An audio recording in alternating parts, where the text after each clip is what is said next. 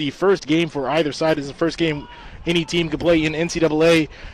Johan Garabi is going to be in goal. The defenders for Gonzaga will be Cole Ravingo, Johnny Hansen, Gideon Davis.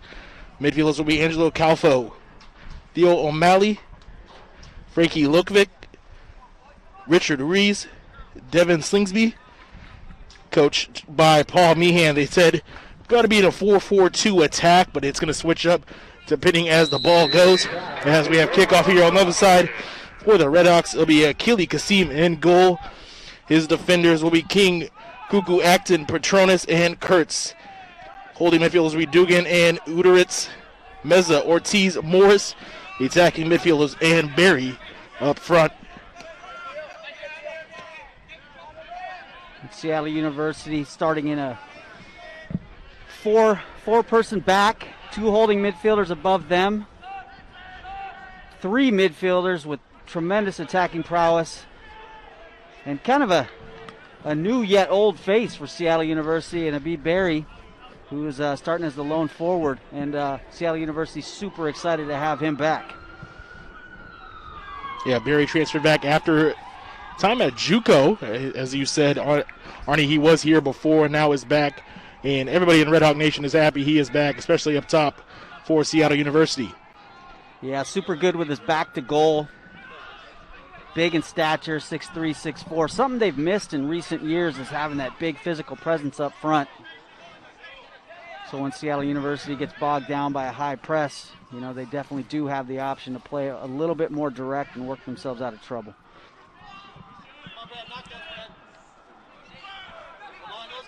As we see Seattle U in their attacking third here. Bulldogs trying to clear this. The teams know each other fairly well. Played an exhibition game not more than a couple of weeks ago. Seattle University winning that 3-1, albeit playing 20 players. Yep. Coach Fewing today saying that Gonzaga chose to press them high, press Seattle University high. Didn't think he was going to do that again today. As you see the offside flag come up, negating the Bulldog attack there. As you said, that exhibition game down in Yakima. So not quite split the difference between the two campuses, but close to it. Everybody getting creative these days. I'm sure the folks, I've seen a bunch of these Seattle U guys playing up at Garfield, working on their games. Just know they're excited to be out here getting, like I said earlier, getting a little sense of normalcy out here. Gonzaga does lead the all-time series 6-2. Seattle University did get the win in the last meaningful game back in 2017, a 2-0 result for the Redhawks.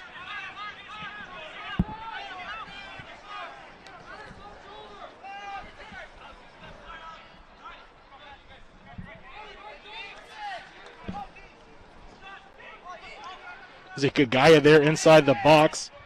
He'll lay it off there for Lukvik. Lukvik with the cross and blocked, and it trickles into the goal. Cleaning that one up is Kagaya, and the Bulldogs take the early 1-0 lead. Definitely highly touted for Gonzaga. Led the team in shots last year and goals. Preseason all-conference pick, and you know, that's what you worry about with Seattle University. Very possession-oriented attack. Definitely susceptible to the counter, and we saw the long ball split them wide open, and fortunate to get a bit of a rebound goal there. But nonetheless, Seattle University needs to stay a little bit more disciplined with that back line. Akili Kasim had the original save there, but wasn't able to corral it, which allowed for the rebound there.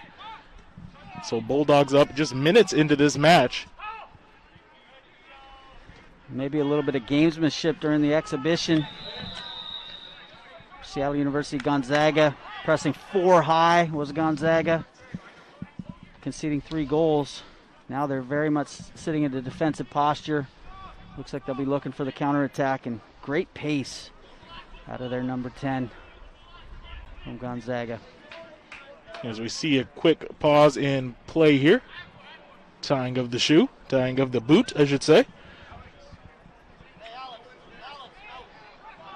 Ended up being a beautiful day here in Seattle, Washington. We've had quite a bit of rain, which has made the pitch look in excellent condition right here. But it's been a sunny, a bit of an overcast day, but we'll take it here in Seattle. Take it versus the last 2 days, yes. that's for sure. I don't think I've gotten outside the last couple of days. This ball whipped into the box, punched away there by the keeper, Garibay. Now, if you're Seattle University, no time to panic, obviously. Sometimes you concede an early goal. Just gets you on your, get your focus. Tons of time to even this game up. Just need to sort a few things out. You see this, here's what you see. You see 4 across the top, looking to spring in behind. So that back line either needs to execute that offsides trap as a unit or drop off a bit deep.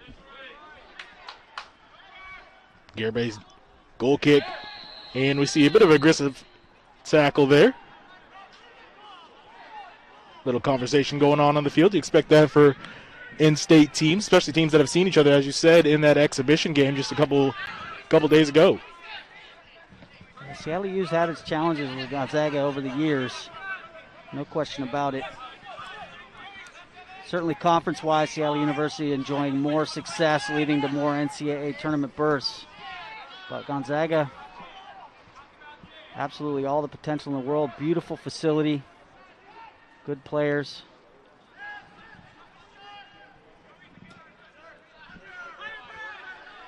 Brian Ching comes to mind, and Mr. Sounder, Zach Scott, coming from Gonzaga, so certainly no shortage of good, strong MLS talent coming out of Spokane. Seems like the state of Washington as a whole has been quite a bit of a hotbed for talent through all the major universities here. Seattle University not slacking behind as well. You have one of the Roldan brothers coming from the Red Hawks and the other one coming from UW. So the city of Seattle loves to produce high-quality talent. Yeah, no doubt. Nobody drafted from Seattle U in the recent MLS draft. The one prior, Nkosi Burgess, drafted by FC Dallas. Certainly Sergio Rivas, Nathan Ani. I think Julian Avila Good. The really hard-working and talented defensive center midfielder. Definitely got some time with the Sounders as well. Ortiz with the free kick. Sends it to that back post, goes out the inline for another goal kick. The game looks to be settling in a little bit. Noe Meza feel like he's been around here for about, those players, those red shirt seniors, they feel like they've been around for about 10 years. Certainly great to see his presence. Reminds me a lot of Bobby Firmino out of Liverpool. Tricky, very, very technical. Doesn't require a ton of space. Now, one thing that was brought up here, Arnie, is a lot of time when you have two teams that are meeting each other for the first time in the season, you have that first few minutes where you feel each other out. But because of that exhibition game, are we seeing more of a fluid game so far? Yeah, it definitely seems so. Like I said, it seems to me a little bit of gamesmanship, though, by Gonzaga. Really an aggressive press in that game, and then now playing much more reserve. Playing 8-9 guys back, but they executed their game plan to precision. Ortiz's through ball there, dug out by the back line of the Bulldogs. And Ortiz, a Houston Dynamo product. Really, really good freshman campaign. So good with the ball on his feet, great vision. And whipping an awesome free kick as well. Noe Meza having a discussion with the official saying he didn't touch that one as it went out of the touchline. Throw in here for the Bulldogs.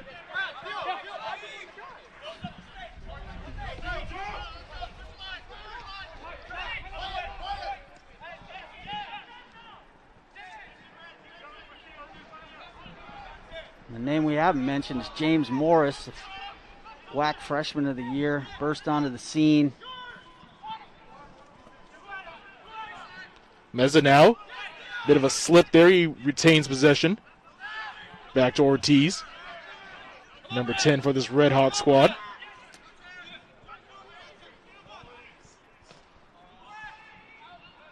Crossing in, and at that back post, it looks like crashing in was Barry. Wasn't able to put that one on frames. It'll be a goal kick again for the Bulldogs. And Kurtz, a transfer into the program, not in relation to Harrison Kurtz, who was on Seattle University's roster last year. Pete went on to say when I talked to him today, he's got an intelligent left foot. Wasn't quite sure what that meant, but dissecting that, I think, probably crafty with his angles, probably gets his head up. And like we just saw, really, really nice flighted ball into the far post. So beat Barry. Good opportunity for Seattle U. And Ortiz goes down. He's been fouled quite a few times now.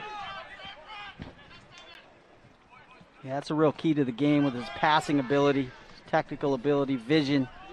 Get the ball to his feet and let him create. King on the far side whipped it in, taken away here by the Bulldogs, and they clear this one back towards midfield. Cuckoo back there.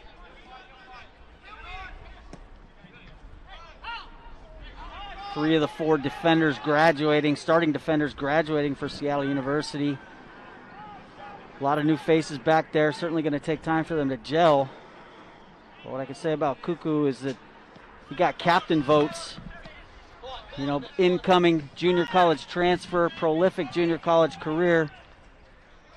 To get captain votes coming into a new side really speaks to his character, leadership ability. Looking forward to getting to know him. That defensive back line for the Redhawks, King, Cuckoo, Acton, Petronotis, and Kurtz. Again, Acton Petronotis was elected as preseason all-defensive WAC. So he made that list along with Meza up top, who was the offensive player of the year in the preseason. Ortiz lays it off, gets back, his shot on goal, deflected on the back line there. Gareby was stuck out there, got it past him, but his back line was able to bail him out there, and a penalty will be called at midfield, much to the chagrin of the Redhawks. Much more Seattle University-like in the last 5 minutes. They're putting their stamp on the possession. I think the key to success is finding Ortiz's feet in the middle, let him create. We saw a nice little move down the right side to James Morris. Nice little cutback as well. I think unfortunate not to pick one up there. I said there has been a few fouls, no cards or anything warranting a card so far in this match.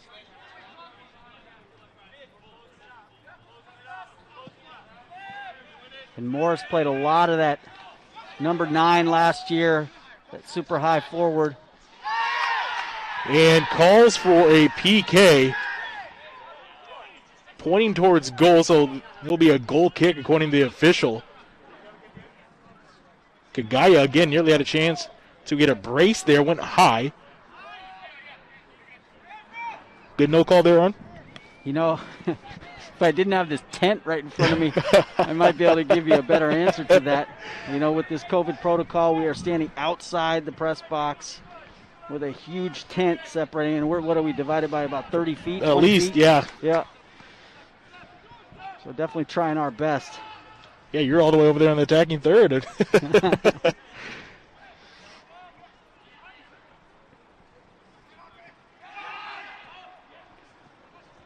Bulldogs working that far side, dispossessed here by the Redhawks.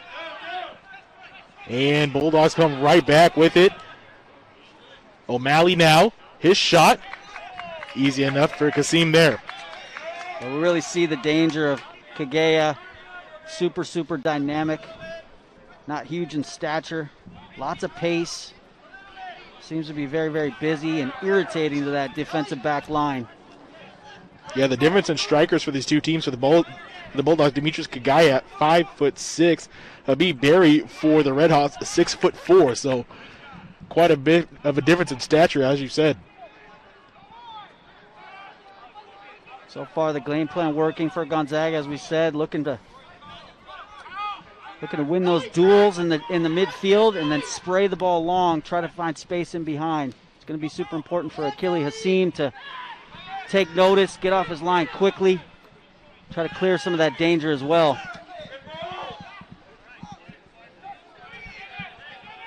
Ball falls to the foot of Duggan. He's tripped from behind, and a dangerous spot here just outside the box.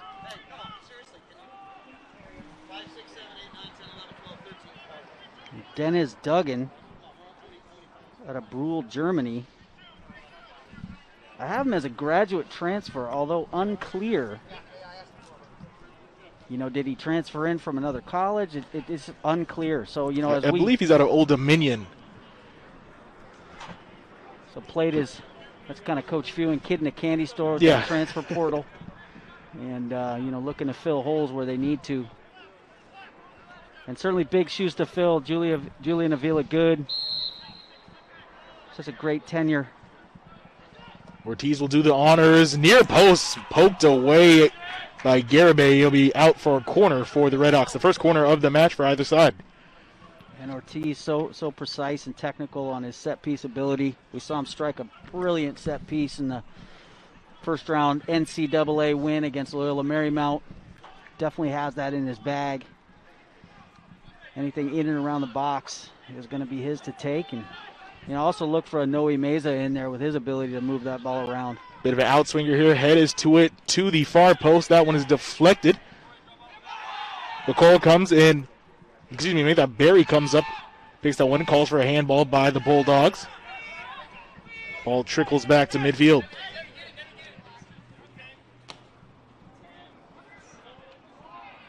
Corralled and shot, deflected away. Meza nearly had a good shot and then ripped from outside the box there for Dugan. And as you hear, Seattle University very happy with that attacking chance right there. Yeah, just very, very good skill. Great ball into the box, brought down under duress with the chest. I think unfortunate, again, not to get one there. Spinning, goalkeeper making a nice reaction save to keep Seattle U off the board. Seattle University definitely settling in now, putting a lot of pressure on the Bulldogs. You just hope it's not one of those games that's get that early goal and it stands up. Yep. It's going to be super important for Seattle University to get on the board here.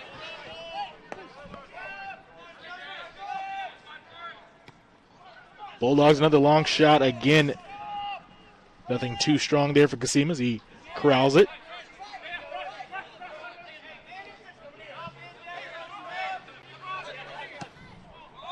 Meza.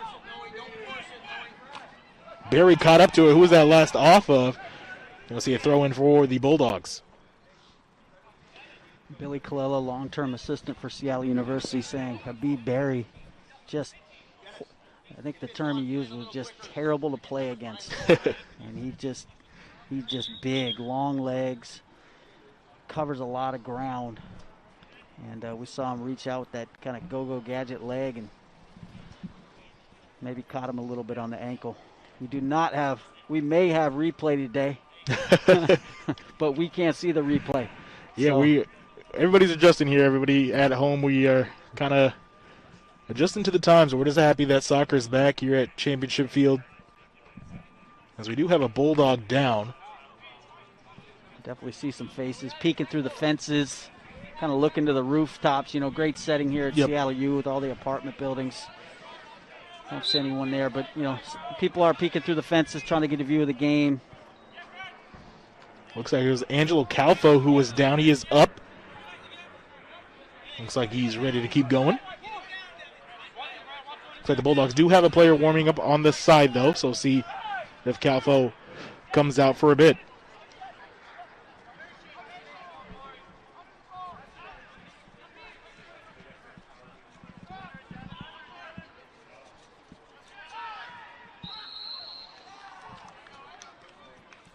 Another foul there, this time against the Redhawks. And so far the play has predominantly been down the left side for Seattle University. Haven't called the name of Rory King, but, you know, a freshman starting for Seattle U at the right back position, filling in for Thomas Mikowski that transferred from St. John's and had really an outstanding couple years. But Rory King Played for a Seattle U alumnus, Andrew Kreider. Pete can't say enough good things about him. And just right on cue.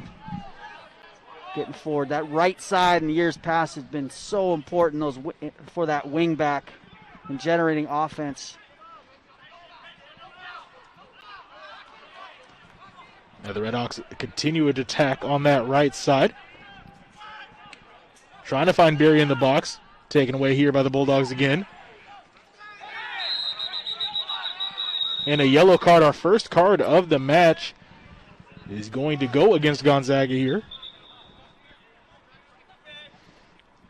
And that little soft spot in between Seattle University's kind of midfield 3 and then defensive 2 was the area that Coach Fewing was a little concerned about, that gap getting a little too wide in the exhibitions. Theo O'Malley picks up the yellow card for the Bulldogs. Kaku comes up, takes the free kick there.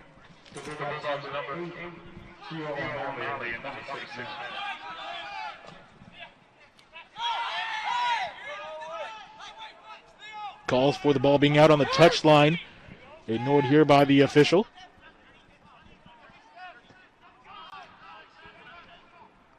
Dugan works it to that far side before receiving the ball right back.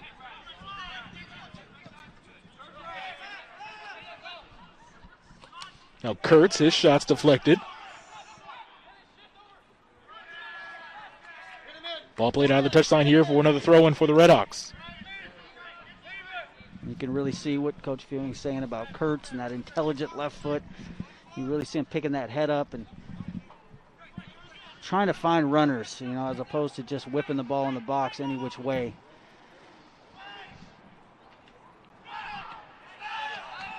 Certainly have a great target in there, and Habib Berry. Yeah, especially with those throw-ins or anytime you get a cross and having that big body in the box. Yep. Not only the first one, many times it's just the disruption it caused, knockdown, second balls. Guys like James Morris and Noe Meza looking to pounce. Kaku up to Barry, who corrals this one.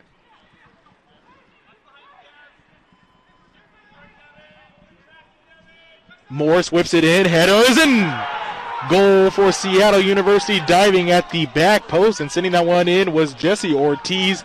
And just like that, the Redhawks tied this one up at 1 apiece. And just what the doctor ordered there, the equalizer. James Morris getting free on kind of that short corner. And oddly enough, the shortest guy on the field. And Ortiz rises up on the back post. And I thought it was over his head, but he gets just enough of it. Slots it into the top corner. Great goal for Seattle U. 5'5" Ortiz uses his head on that one. Evens this one at 1 apiece. We have a replay here of that goal that Ortiz got, courtesy there of Morris, who picked up the assist. Beautiful teamwork by those two. Ortiz, athleticism to get up and get ahead to that one and level us at 1. And James Morris last year playing that lone forward slot. A lot of experience, however, on that kind of high right forward position from his youth days. Really puts that to use there. Really, it wasn't a whipped in ball. It was definitely a lofted ball, but picked out his man perfectly. And I think a well-deserved goal. Seattle University definitely has settled into this game, controlling possession. Now, on the other hand, we're seeing Gonzaga with that, deploying that press. Previous two, they'd really sat back in and confident to let Seattle University knock the ball around. Kurtz now working up near side. Switch sides of the field, but taken away here by Gonzaga. Dispossessed. Redhawks come away with it now with Barry.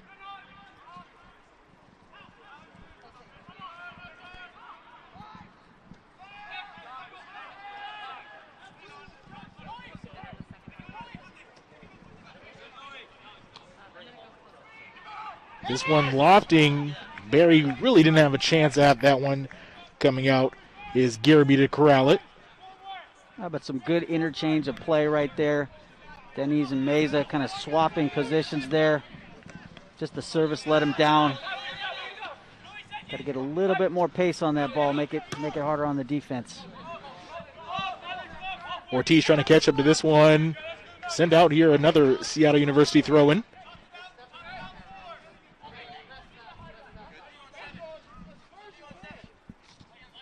So he was going to trot up. Looks like Kurtz is finally going to go pick it up and throw this one in.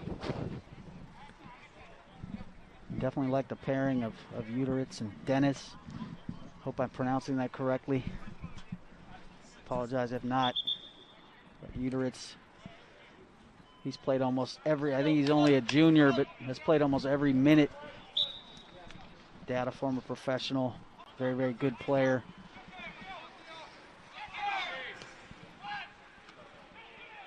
This one, free ball in the box, corralled and picked up there by Johan Garrity again. Another dangerous one as we have another Bulldog down on the field. Looks like that might be Revegno down there.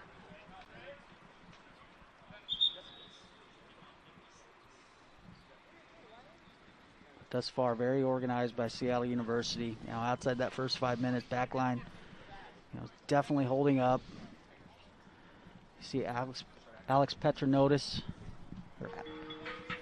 dropping a bit deeper, which I think is smart given they only have one forward. Played maybe a little bit safer. Cuckoo been on the ball a little bit more active. Petronotis. It's always a tough name for me. Acton Petronotis. Yeah. It's been 2 years for me, but it's the hyphen that gets you. it is. Ortiz here. Beautiful move to the outside foot, sliding tackle. Beautifully done there was Gideon Davis. Ortiz had all the momentum breaking free on this near touch line.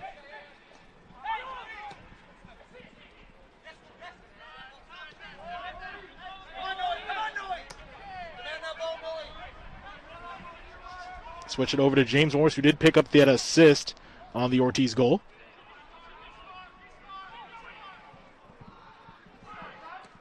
Ball cleared out of the box.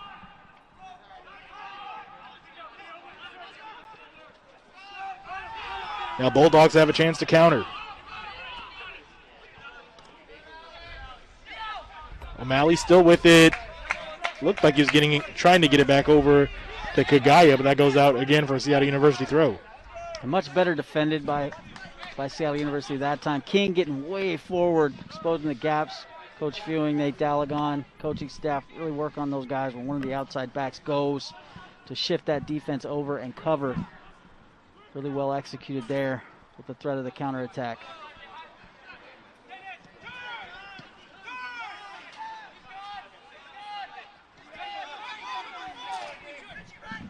Again, we are tied 1-1.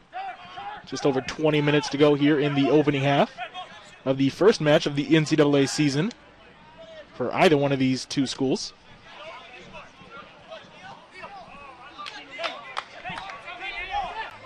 Again, with everything going on with the virus, the seasons have flipped. You're seeing the Redhawks at a different time. You know, this is usually not when you would see the first game of the season for this team. A little trial run. There's a little bit of a movement in Division I soccer, perhaps all levels, to split the seasons to make it more attractive with all this, the rise in the academies, and be able to give them a longer season. So a fall season and then a spring season. So this will be interesting to see how it plays out.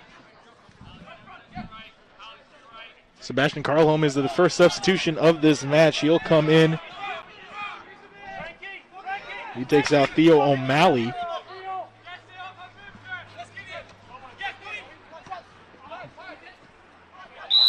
Ball just over the head of Ortiz.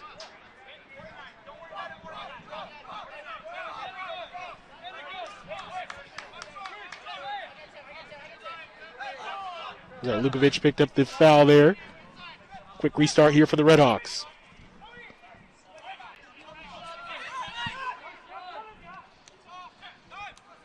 Kurtz a little too far behind Ortiz, who actually comes back with it.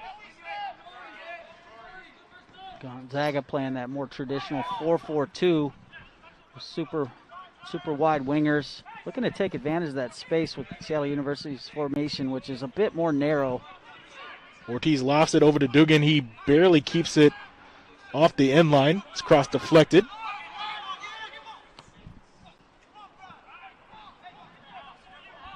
Sliding tackle, beautifully timed there.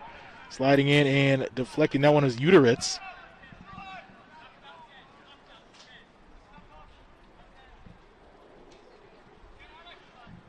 So far, the danger areas for Gonzaga are kind of wide right, wide left. Get that ball into space where Seattle U is very narrow and looking to spring. Kaiga, get him forward. It's going to be a long day for Kaiga. I mean, he's going to have to work hard. He's the lone forward up there. Asked to do a lot. The opening chance that he ended up converting. Yeah, it's going to be hard for him to get another chance, especially that good of a look, especially on a rebound. I think just caught Seattle U by surprise. A little bit high line. Good ball over the top. And here we go again. Try to spring him loose. Heavy touch on that first one as it falls back to Kasim. But still more dangerous than it should be. Just a long clearance. A little bit misplayed by Acton Petronotis. But in the end, no danger.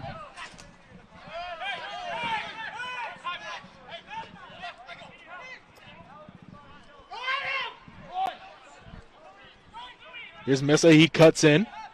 Lays it off to Ortiz. And not quite sure what he was thinking on that through ball there. Really like this position for Noe Meza, though, playing kind of a wide left. Coach Fewing really asking for him to ask for that ball, demand that ball. Just so good on that right foot. Doesn't take much for him to get just a quick little touch to clear some space. And I really like that area for him to shoot. Whereas we're going to see James Morris, kind of a natural right footer. He's going to be, like we saw on the goal, he's going to be trying to get to the end line a little bit more. Again, Brandon Brown on the call, along with Hall of Famer Arnie Kleberud here in beautiful Seattle, Washington, for the opening game of the NCAA season between the Seattle University Redhawks and Gonzaga Bulldogs. Seattle trying to even up a little bit more the all-time series, which is being led by Gonzaga 6-2. Gonzaga has that perfect split, home and away, 3-1. They have not played on a neutral site before, as we see hard challenge there towards midfield.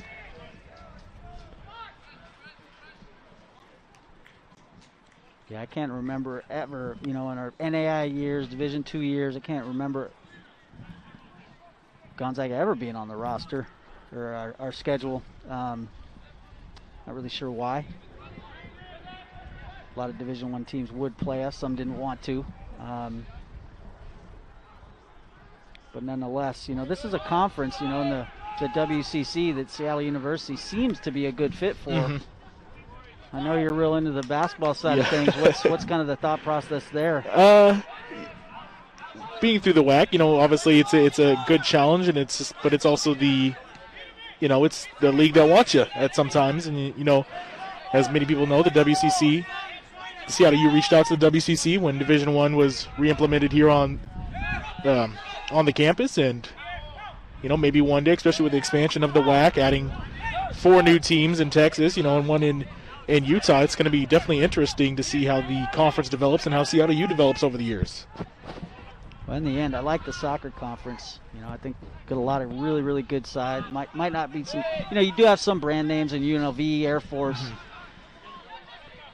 But Coach Fewing's scared of everybody in this conference. They know each other so well. And every conference game, it seems to be a battle. Kagaya cuts back onto his left foot. Now back to the right. His cross Goes across the face of goal. No one there to send it in or clear it, so it will be a goal kick here for the Redhawks. Definitely see why Kaiga leads the team in shots and goals. I mean, he doesn't need anyone. He's getting that ball one-on-one, one-on-two, and he's making his drive to goal. Very, very dangerous player.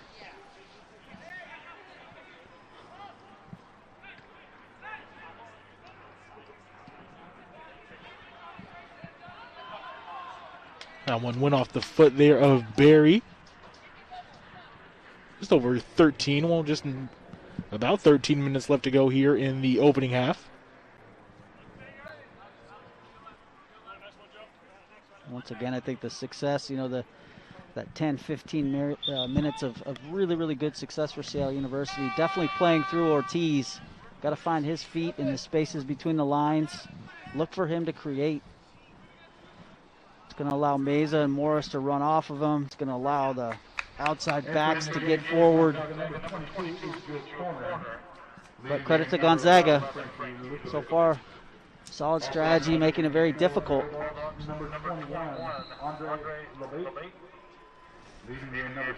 Like Joe Corner and Andre LeBate will both check in for the Bulldogs.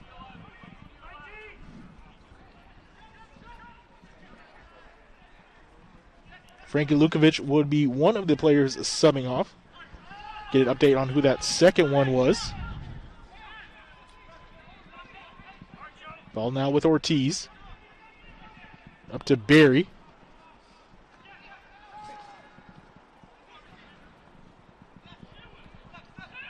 Ortiz, ambitious shot there. Goes wide of goal, a little too high as well. Be a goal kick here for the Bulldogs and Garibay. Everything on that play just very, very narrow for Seattle University. Ortiz does well to get the ball in space, but would love to see a Kurtz flying down that left wing. That's where the space is. That's where the first goal came from. Devin Slingsby was the other Bulldog who came out in that previous substitution.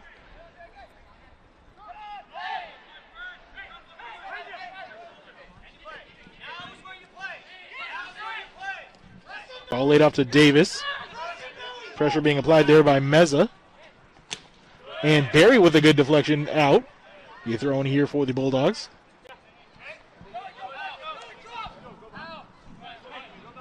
Gonzaga coaching staff, we had a great vantage point to hear everything they're saying. And this is where we play. So when they, are able to, they really want to establish some possession when they have the opportunity to, not give it away immediately. Morris again trying to pick up his second assist. Bouncing ball, dangerous one there. Joan Garibay all able to get both of his mitts on that one. Once again, good opportunity, decent ball in. Once again, though, Kurtz in loads of space. If he can just be picked out. On the flip side, you got Kaiga lurking. He is not going back to help out whatsoever in the Gonzaga defense.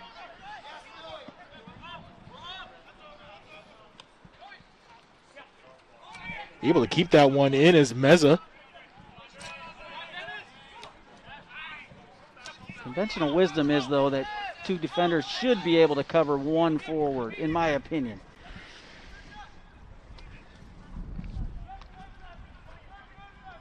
Especially when you have an all-conference and defensive player of the year back there as one of those center backs.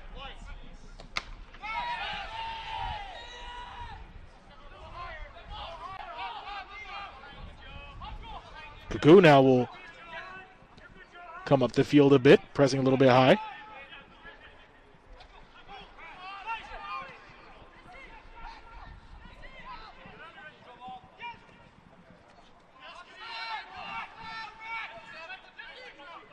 Back to Ortiz. Plays it up the side there for Kurtz. Oh, Barry got his head on it, but wasn't able to direct it on frame. Once again, we see a great ball from Kurtz. And Ortiz again unmarked. His shot was deflected out. We'll have another corner here. Oh no, it was last. Looks like last off the Redhawks, so it'll be a goal kick. Another dangerous opportunity there. That's my diagnosis, is when the outside backs get involved, good things are happening. I think Abib Berry, to be fair, could have done a little better with that opportunity. I think, once again, really good cross from Kurtz, well weighted, right on his head. It just kind of looked like he mistimed it. Good things happen when King and Kurtz are getting forward.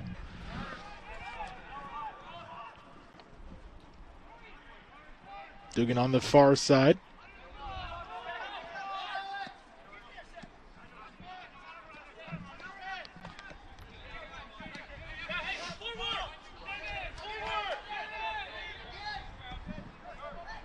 One here, 8 minutes left to go in the opening half.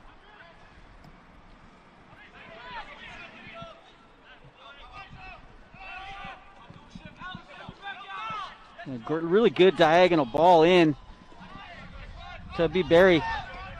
I think Noe Meza needs to be a bit more demanding there. Ask for that flick, right? You know, he chooses to try to knot it down. Noe Meza lurking in a dangerous area. We'll say, as you mentioned before, this back line playing a lot better after that opening snafu that allowed Gonzaga to go up early 1-0. And that one was last touched off the foot there of the Redhawks and Morris. So it will be another goal kick here for the Bulldogs.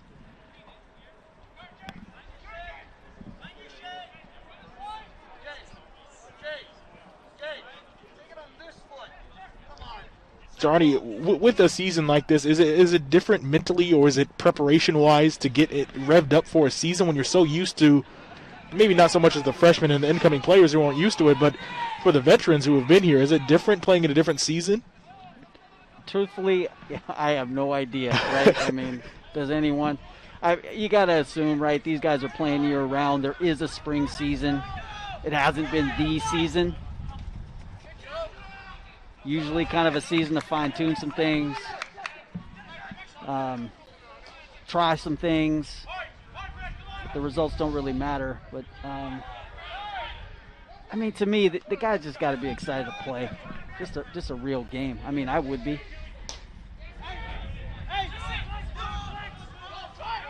Ortiz flicks it over to Morris. Redhawks trying to counter. You know, and the environment's not too bad, right? I mean, you don't have the big crowds that we've come to expect here at CLU, but just getting his hand on that one amid is Johan Garaby. And that's Noe Meza and his ability to shoot the ball. I mean, this guy was absolutely prolific in high school, scoring, I don't even know how many goals, but it was outrageous. Good tally last year, 8-9 goals. Definitely wants to be in the double digits. And when he strikes that ball, he gets dip, swerve, you name it. So love to see him shoot from distance. Ortiz with the left foot on the corner, takes it, and across the face of goal, was not able to quite get in. Bulldogs now pulling away on their counter. And bad passing in transition leads to Seattle University just taking that one away. Yeah, and those are the dangerous areas for, I mean, it's true versus almost any Seattle U opponent. You know, Seattle U gets so many numbers forward. Dangerous ball here, not able to quite catch up to that one and put a foot on it was Carlholm. Really the only team that I saw Seattle University play, kind of outplay University of Washington last year, maybe Syracuse in the round of the Final 8 a few years back.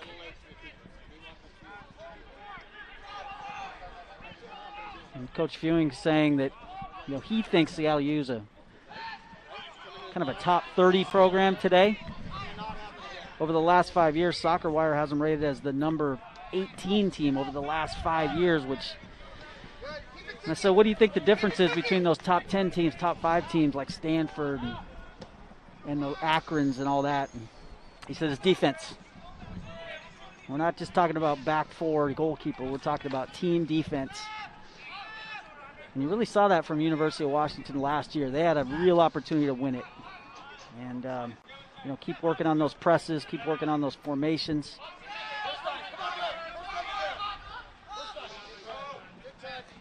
Consistency of performance.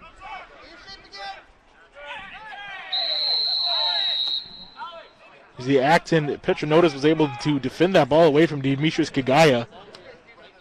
Led to a foul right near the touchline here.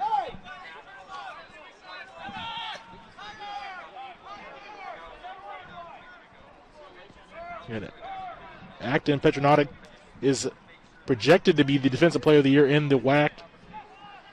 He was all WAC along with goalkeeper Akili Kasim, Noe Meza, and James Morris. And a really good run. God, it just seems like 3 years ago now, but good run. Obviously, I think the longest unbeaten streak in the nation. With the Currently at asterisk, 16, yeah. With the asterisks that lost to Stanford, yeah. Who ended up in the Final Four, by the way.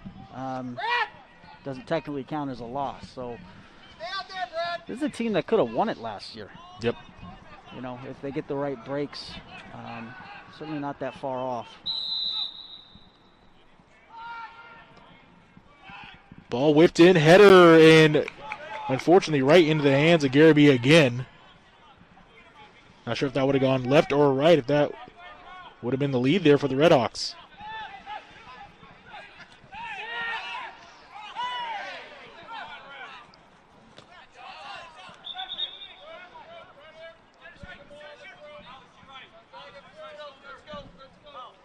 A well officiated game. Yeah. Haven't. Referee has not stood out to me one time, which is always a good sign. The play has definitely done all the speaking so far.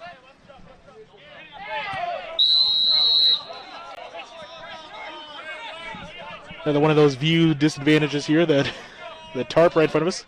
The players in the benches have switched sides. Usually they would be far side from your view at home, but now they are right in front of the grandstand here at Championship Field.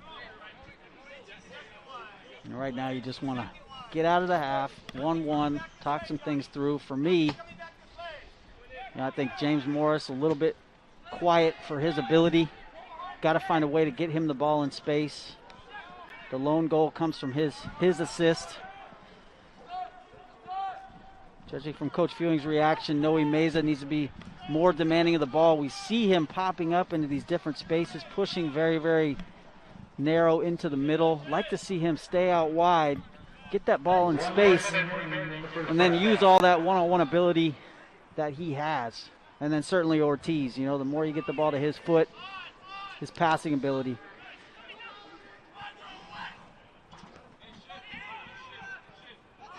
And looks like that will be a goal kick. I think the back line, the way Gonzaga, we'll see if they shift, but that back line should be able to cover the lone forward with two, just one front, one back. Let those wingers get forward, those outside backs get forward, King and Kurtz.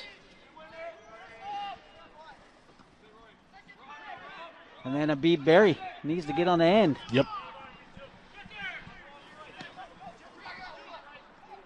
Ball falls to the foot of a corner. 10, 9, 8, 7, 6. Dangerous moments here at the end of the half. Able to corral it is Kasim, and that will take us to the halftime mark. 1-1 between these two teams, the Bulldogs and the Redhawks. That will take us to halftime, and we'll see you on the other side for second half action between Gonzaga and Seattle University.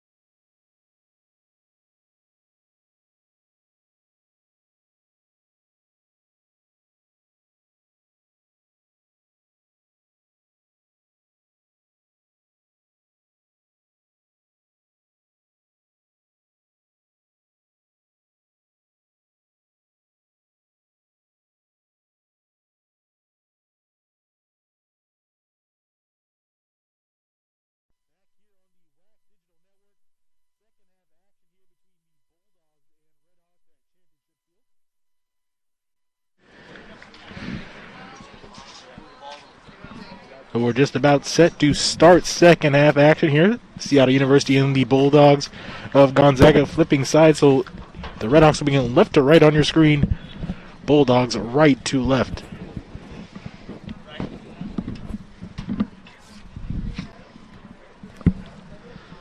Just using this proximity to the coaching staff. The coaching staff on the stand side, so kind of the east side. Asked them what changes they were going to make. No changes necessary. Just better quality service. More guys through the box. Morris with the ball here. Gives a threaded through ball to King. And sent into the grandstand here at Championship Field. Be thrown here for the Redhawks.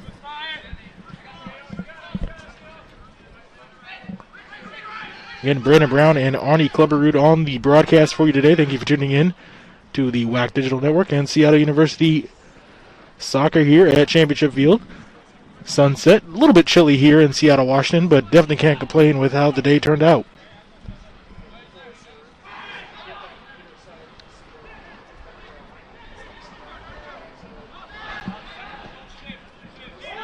Ball in, offside flag is up, no goal there. It looked like Fos Meza had his first goal of the 2021 campaign, but no. Line judge had the flag up, and that was pretty clear from over here as well.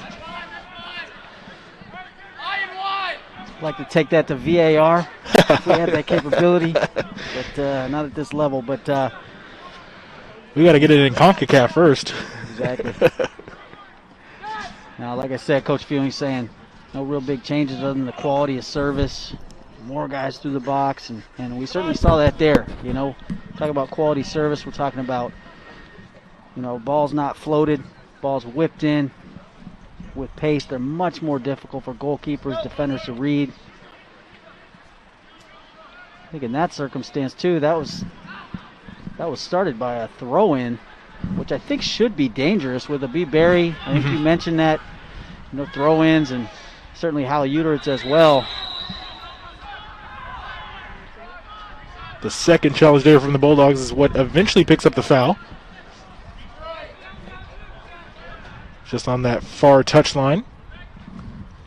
This game feels to me like it has a chance to be broken wide open by SU, and on the flip side, Gonzaga committing a lot of guys behind the ball. Gonna make it difficult. Not a lot of space. You know, it's gonna take a quality effort, a quality ball through the box, a great run, a great finish. Would, however, like to see a James Morris, Noe Meza see a little bit more of the ball. They tend to be a little bit more pinched in, favoring the outside backs getting forward. I think certainly good things happen when both of those gentlemen get the ball, and you got a dangerous number 9 in Habib Berry waiting up top. Ortiz whips the corner in, doesn't find anybody as it trickles out of the box, and it will be a Bulldog throw, and so Gonzaga avoids giving up the early second half goal here as they did in the first half. They're the one that's able to pick that up and take the early 1-0 lead. As Demetrius Kagaya was able to put them on the board. Ortiz leveled it for Seattle on the great pass there from Morris, who picked up the assist.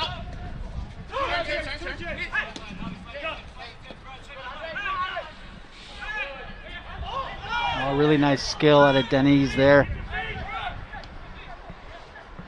Cute little turn, as they say.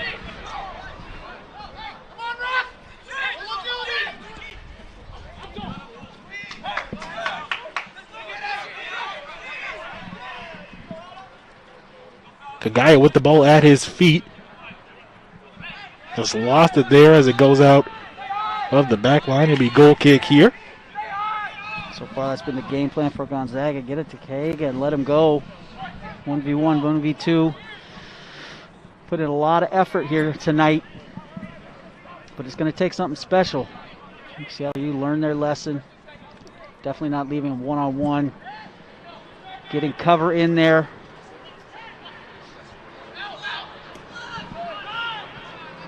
But the danger has come for Seattle U when they give careless balls away in the midfield.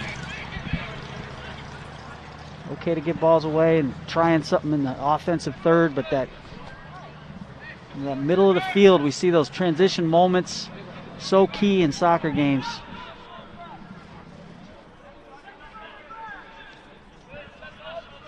Bulldogs pressing up the field a little bit into their own attacking third here now. See what the game plan is, right? It's certainly, everyone's playing to win. At what point will they shift more guys forward?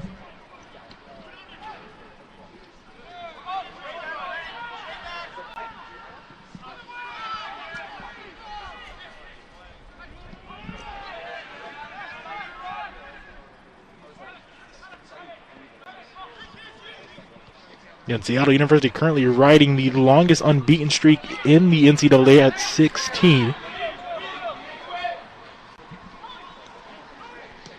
Again, soccer a bit different as Ortiz here at the top of the box. He takes a shot. He scores!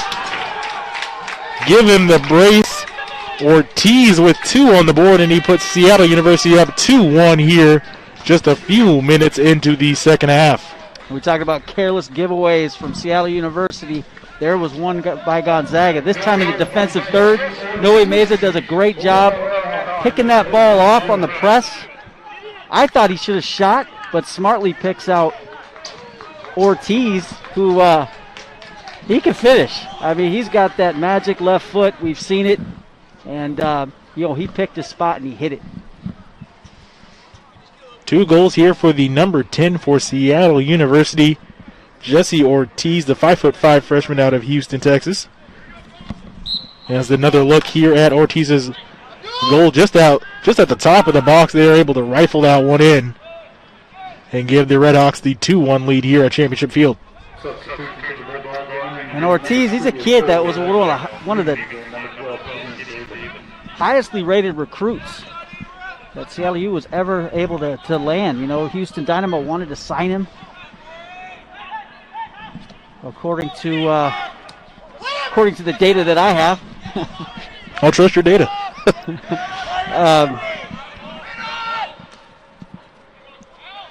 Ronnie, you said that this had the making of a game that was going to get blown open here by Seattle in the second half. You start to see they kind of have a little more fire in their feet right now. Yeah, now it's even more dangerous. I think both sides, right? I mean, Gonzaga's going to start committing more guys forward. It's going to open up more space for the Mazes and the Morris, so it's. But on the flip side, Seattle University is going to have to be sound. They're going to have to identify who's going to mark who going forward.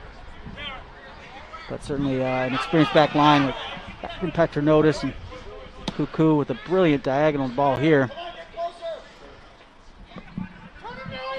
Should be capable. Ortiz again.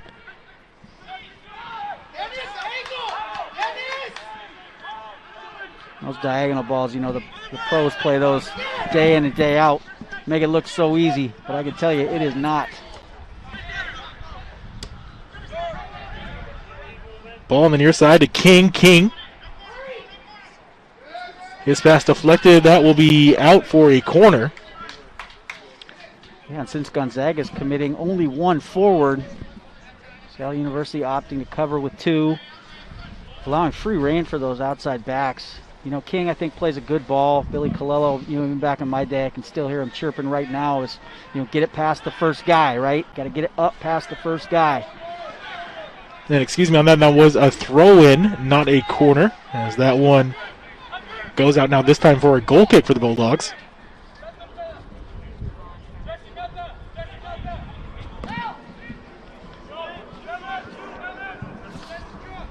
Interesting point in the game right now. Still pretty early on in the second half.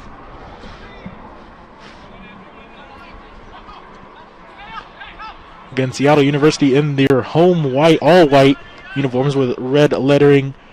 Gonzaga Bulldogs on the road in their striped blue, red, white, and blue, I should say, top and their blue shorts. well executed by Gonzaga there. Really, really aggressive press by Seattle University. Well played out by Gonzaga.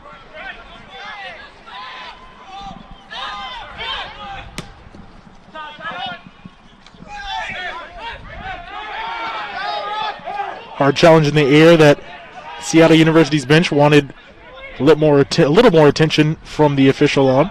Yeah, quite frankly, I can't understand why that wasn't called right in front of me. Nonetheless, no danger. Ortiz running free. Tries to get it to Barry, but that one cut out here by the Bulldog defense. Tempo of the game has really picked up. You can feel that Gonzaga is just senses the game is slipping away, exerting a lot more effort and pressure.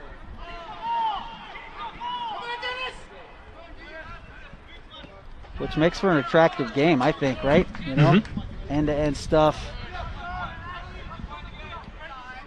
Seattle University looking to put this game away right here.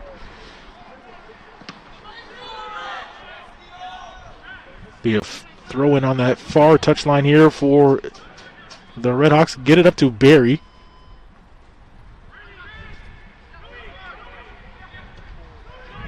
Meza now, and his shot was deflected wide. And it was they were just going to say it was off of Meza there. Kind of one of those embarrassing shots where, on goal, but it goes out for a throw-in. Pressure. Good thing there's no opposing fans here. Tough throw in here for the Bulldogs. Redhawks continuing to apply pressure here, and they quickly dispossess the Bulldogs. Ortiz. The cross, left open, and just chipped it over the bar. For the first time tonight, we see Denise get forward. Really nice move to the end line. Cuts it back nicely. I put that opportunity 7 out of 10 for Noe Meza, but just couldn't quite get on top of the ball. It was off the top of his foot and over. That's one of those chances you think he's going to get converted about 9 out of 10 times, at least 8 out of 10 times. Yeah, it is a difficult technique, though. You got to get that body down, the leg up, and it's difficult to judge. But still, with someone like Noe Meza's skill and talents, I think he's going to be wanting that one back. Again, 2-1 here in Seattle. Opening game of the NCAA season for both teams and for the entire NCAA soccer landscape. Today was the first day that games could be played. As Ortiz gets the ball in space, cuts in. His cross, trying to find Barry.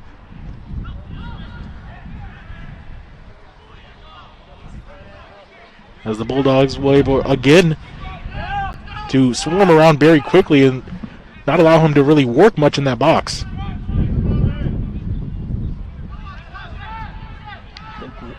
Much better defended by Seattle U. Back to Pretinotis fronting that attempted through ball to Caiga. Really well played.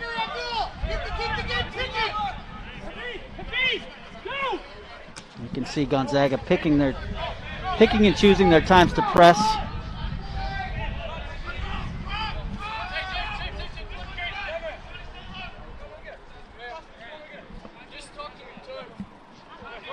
Rory King will come up and throw this one in.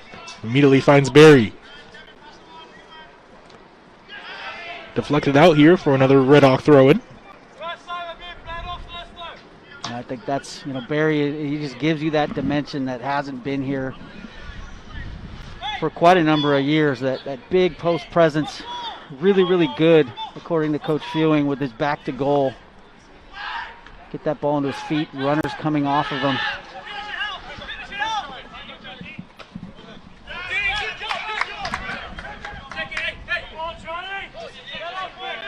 Kind of Gonzaga's game plan, play the big ball, the big clearance into the end, and then commit numbers forward. So far, possessions let them down. And it has once again.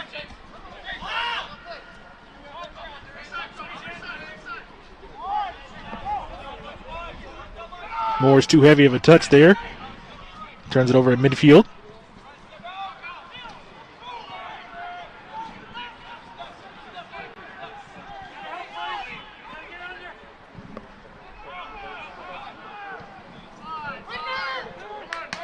For Seattle University, got to move that ball quicker, much quicker. Play opened up. Opt to ping it around, let the defense get set.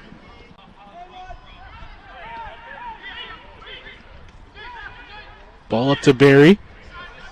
Now they'll switch sides to King. King's pass. Barry nearly gets to it. And Meza got his foot again, clears the crossbar. And that's the quality service Coach Fewing's looking for. King being patient, waiting for the opportunity, sees the space, whips that ball in. You know, interesting, Habib Barry got up, looked like he was going to head the ball in the Ducks last minute. Probably got Meza a little bit distracted, but really, really nice move for Seattle University. More of that.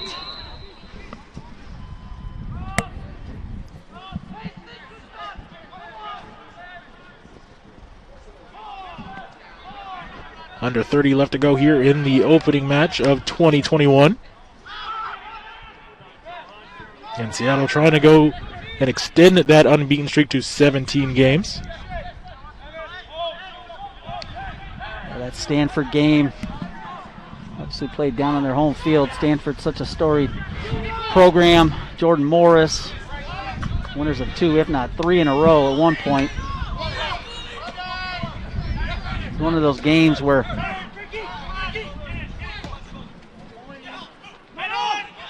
given SU recent to Division I, happy to be in the game and take them that far. But those of us who watched the game, you know, definitely opportunities left there on the field, and it felt even to me. Kaku able to relieve pressure for a minute there in the box.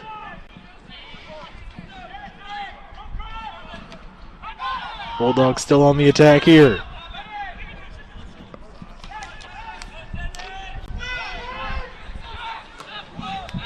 Again, Seattle counter here. Trying to get up to Barry. He's racing down the near touchline, and they just had to play that one out. As Johnny Hansen didn't want to have to deal with the 6'4" Barry there. We talk about the next really good ones, you know, the potential draft picks. I know Noe Meza has been on the radar of certain pro franchises. Habib Barry's got to be such an interesting prospect.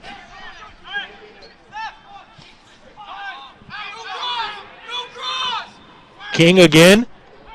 And did it stay out? Yes, it did. There's a scramble in front of net there.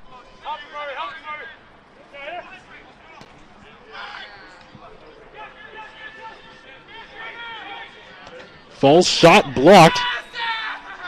As Morris had a rip-back goal there. Again, Bulldogs were able just to deflect it enough as Seattle University's shot on goal tally continues to climb. And that last series almost looked like a practice, kind of a crossing exercise. Springing free here is Kagayos. He's able to get past Kaku. And a shot across the frame of goal. If any Bulldog was there, that would have been a level game at 2-2. Yeah, and that's been the dangerous area. Once again, misplayed by the back line, right? Got to commit one in front of the very, very dangerous Kaiga. There, got caught flat, able to sneak behind, and fortunate not to be a level game here, 2-2. Wiley Trujillo will check back into the game. And Sebastian Carlholm will come out. As the Bulldogs have a corner here, far side. Kaiga definitely a handful up there. Not getting a lot of support, but I tell you, he's very, very able, 1v1. In-swinging ball taken with the left foot there.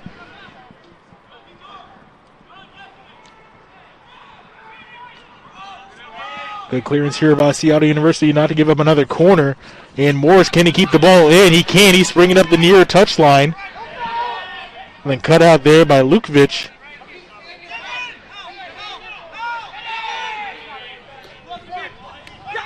Well played by Morris. you know, he had that last opportunity down on the other end, just teed up. He had that lower left corner picked out, and really, really good defending by Gonzaga to break that up.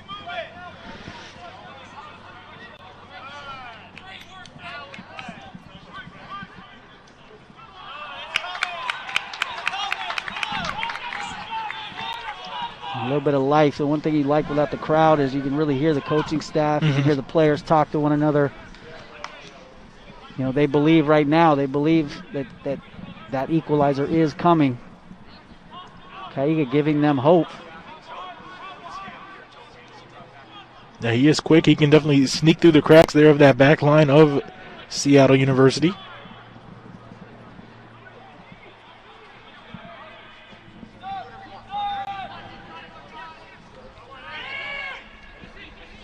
Ortiz.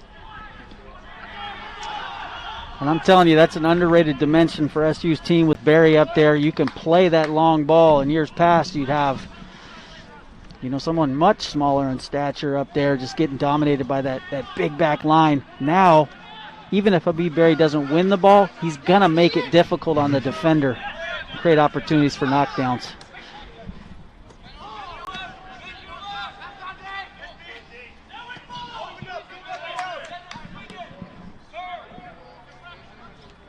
Looks like we'll be having our first substitution for Seattle University in this match coming up soon.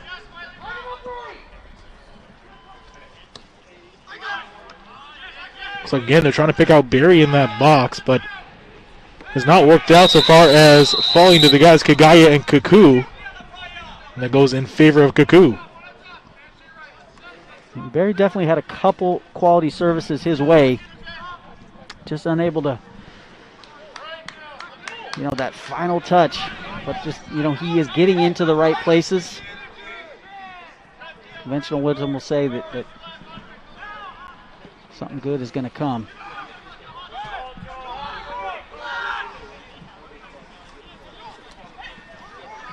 Kirby picks that one up.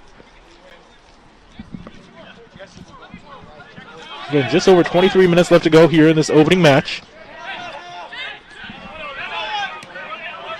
Seattle University fell down early 1-0, but have had two unanswered goals to take the lead at 2-1.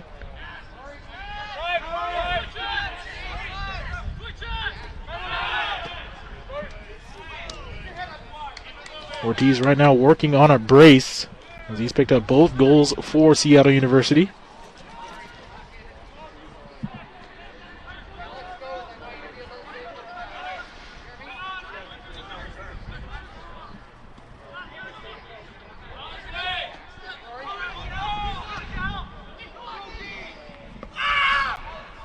Kagaya trying to catch up to it. And another great tackle there.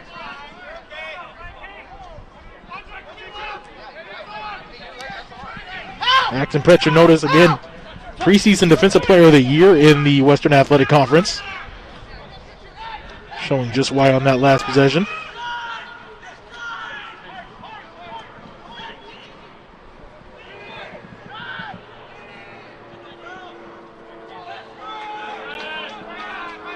Well, he shows it back-to-back as another one there. Not just numbers around the ball, right? I mean, that's tough sledding when you're going 1v4. Very, very well done by Seattle University. Good ball pressure, good coverage. Just got to remain focused. I think it's the positioning ahead of when Kaiga gets the ball that's going to be the key the rest of the game.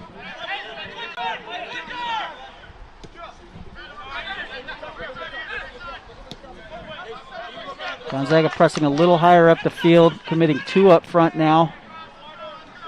Midfield line pressing a little farther ahead.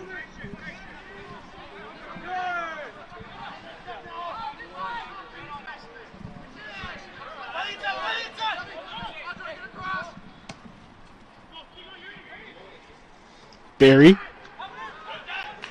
was cleared away from him for another Red Hawk throw-in. And we do indeed have that first substitution of the match for Seattle University. 26 will check in Edwin Aquino, the 5'10" freshman.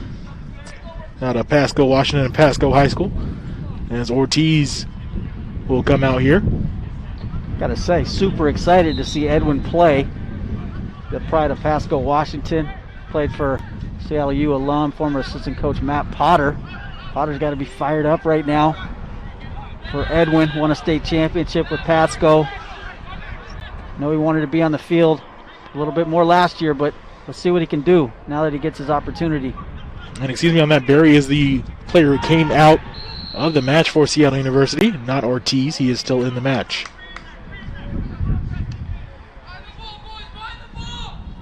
Edwin all left foot, can really score goals and give him the opportunity. Morris kind of back to his traditional number 9 role, center forward. See what this does.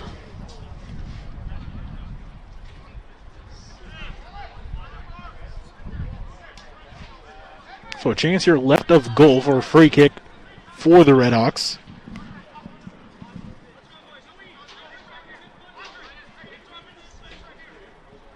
Three-man wall right at the beginning of the box for the Bulldogs. Easily clears that back post, and a foul will be called.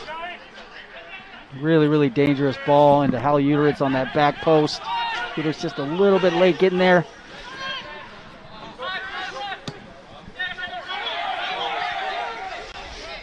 Guino, who just checked in, plays it back to the middle of the field. Intercepted here by the Bulldogs. Kagaya continues to press forward. Try to get it back to him. And coming off of his line, Akili Kasim picks that one off the feet. Seattle University coming the other way.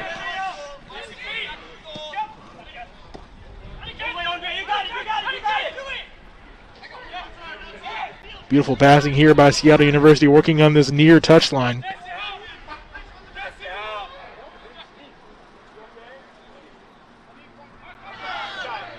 And goal kick will be awarded to the Bulldogs as we have yet another substitution in the match.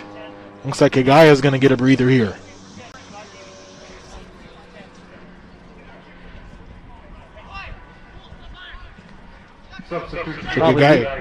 Probably needs it. He has been a one-man army there for Gonzaga.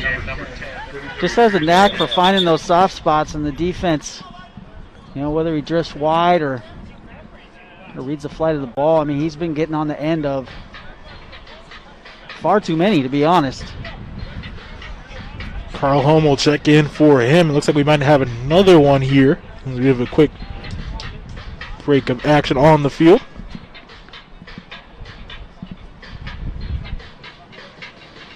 Sun just about set here in the Pacific Northwest in Seattle, Washington. Championship field, one of the best fields in all of soccer here. As you see the beautiful view of downtown, just opposite of the grandstand here on the campus of Seattle University. Yeah, just a really beautiful setting here. Kind of modeled their stadium after small European sides. Really unique experience, I think. Didn't used to look like this. Used to be parking lots all around here. Now they're surrounded by apartment complexes and that density. Really cool. Neat environment. It's got to be a big part of recruiting, not only for the history and the culture you're building, but you know, playing on a nice pitch is always a good selling point for any recruit. Yeah, no doubt. They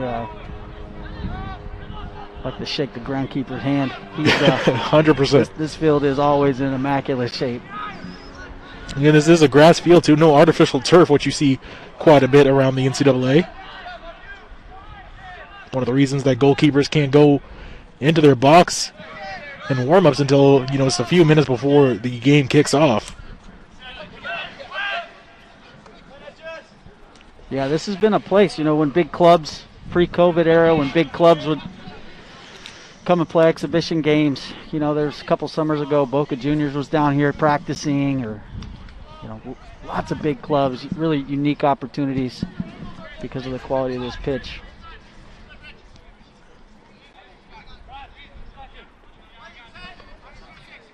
King will throw in right to the foot of Ortiz.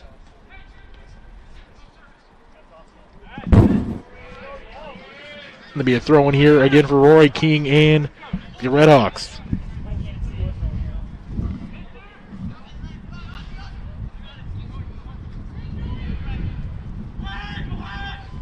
Wind started to pick up a little bit too here in Seattle.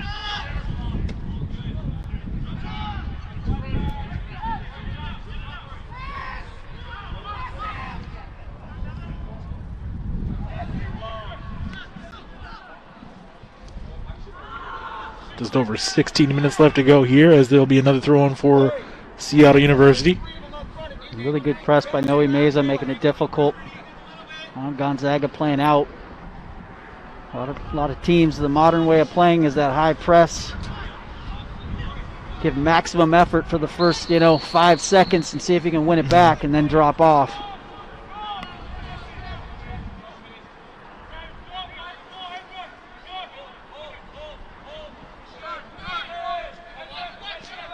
Can the Bulldogs pull level here? Can Seattle University put this one away?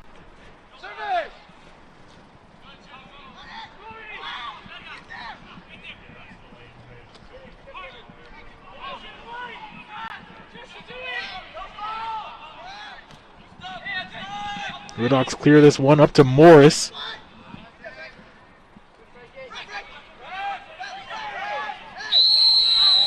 And a foul finally called as battling there with two Redhawks was Frankie Likvich.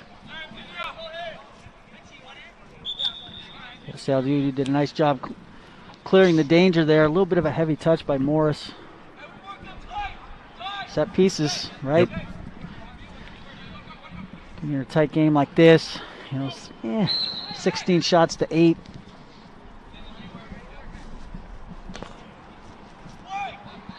Sent into the box. And half-hearted shot deflected again. Is that going to be a corner? Yes, it will. So Bulldogs continue to apply the pressure here. I think a good initial header by Seattle University, but did not get numbers around the ball. That's why you can't give up set pieces in that offensive third. Looking for Akili Hassim. Haven't called his name a ton tonight. Looking for him to get his guys organized and come up big here. And there he is on cue. Pulls that one down and throws it immediately up to Morris, springing in free.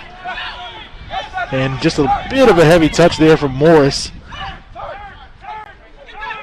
Gives it right back to the Bulldogs.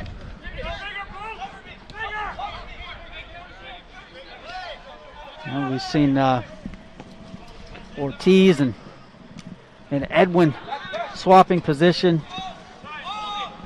Ortiz playing out on the kind of wide right, looking to cut in on that brilliant left foot.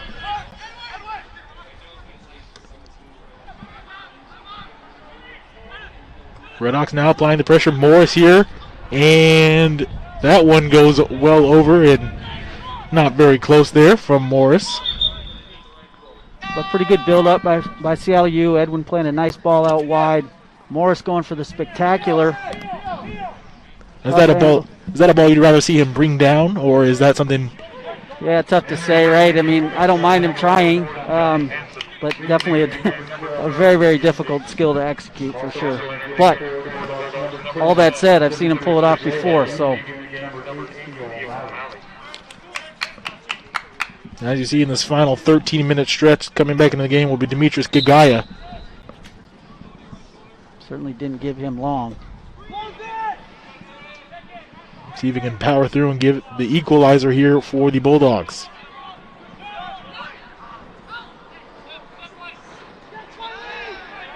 Yeah, in years past we've seen Seattle U, a lot of depth.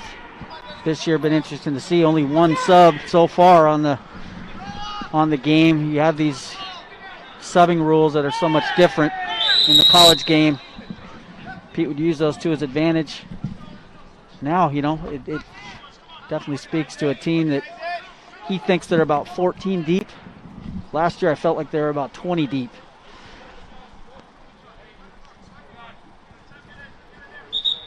So you saw King take a hard tumble there.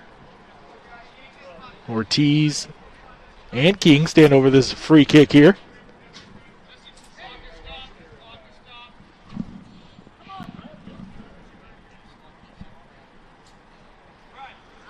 Looks like we'll have Seattle University's second substitution coming up.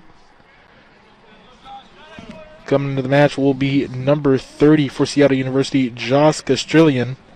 Yeah, and Castrillon, he's played a lot for Seattle U over the years. At times, he's been a starter. Sometimes I'm scratching my head as to how he comes in and out of the lineup so frequently. And that one free kick hits the top of the bar, beautifully taken there by Ortiz.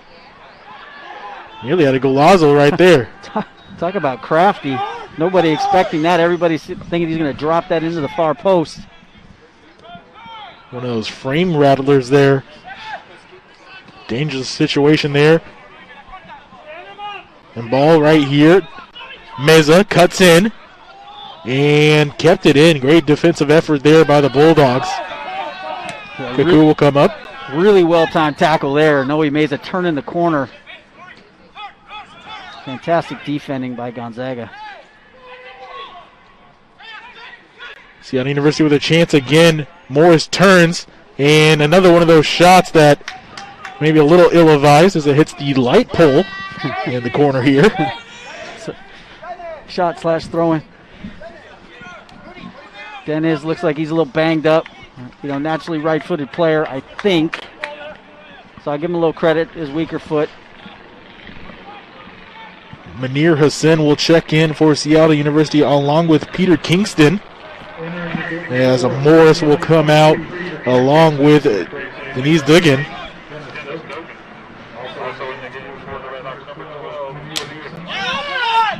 That one goes over the press box here. We are throwing here for the Bulldogs. And Seattle trying to hang on here with the last 10.5 minutes, but they're not just parking the bus here. They're trying to attack and make it a 3-1 game. Yeah, a lot of spirit coming out of the Gonzaga sideline right now. Peter Kingston checking into the game. Looking forward to seeing this young freshman.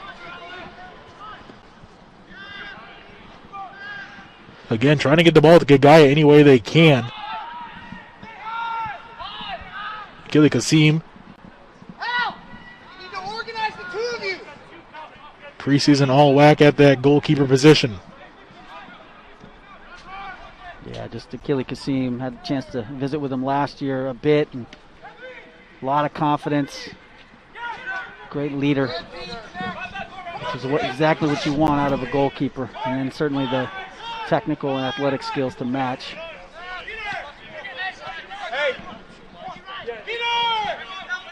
When you get it, Lord, don't look too early. Don't Ortiz here. you know what I mean? Cutting in, he's taken down. And that will bring out another card here for the Bulldogs as they pick up a yellow, and that will be assessed, I believe, to Sebastian Carlom. Second booking of the match, both against the Bulldogs. Definitely a very dangerous point in the game. Gonzaga has just found another gear. You can feel it from their bench, their coaching staff. Really feel like they have an opportunity to get back in this game. I do not know if we play overtime in this one or not. I'm not sure if you do in the preseason. I know we would if it was conference play, but nonetheless fighting for that equalizer. Ball sent into the box, head, and it looks like the offside flag is raised. As we are now close to 9 minutes remaining. Seattle U again nursing a 1-goal lead right now, 2-1.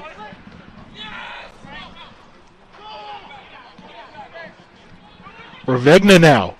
His shot. And the cleanup, no! Diving in Akili Kasim, and then there is the equalizer.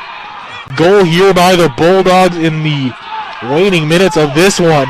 Akili Kasim was able to avoid the initial rebound, but now the Bulldogs able to pull even 2-2. Yeah, really crafty play by Gonzaga. The initial ball out. Gets King sucked up. Gonzaga finds an overlapping player in behind, and then just chaos ensues, right? Good ball in the box and ball ping-ponging around. Looked like it was cleared there for a second. Yep. as Ravegno, who initially started that attack here for the Bulldogs, was the one who eventually cleaned the play up and leveled his squad. Now you kind of sensed it. You really felt the urgency from Gonzaga. Had a lot of changes necessary for Seattle U too, so there's a little bit of disorganization in there maybe, but all credit to Gonzaga. So now can Seattle pull ahead here in the last seconds? And we'll see. Also don't want to get caught and get that counter from Gonzaga, and they get a sneaky road win as well.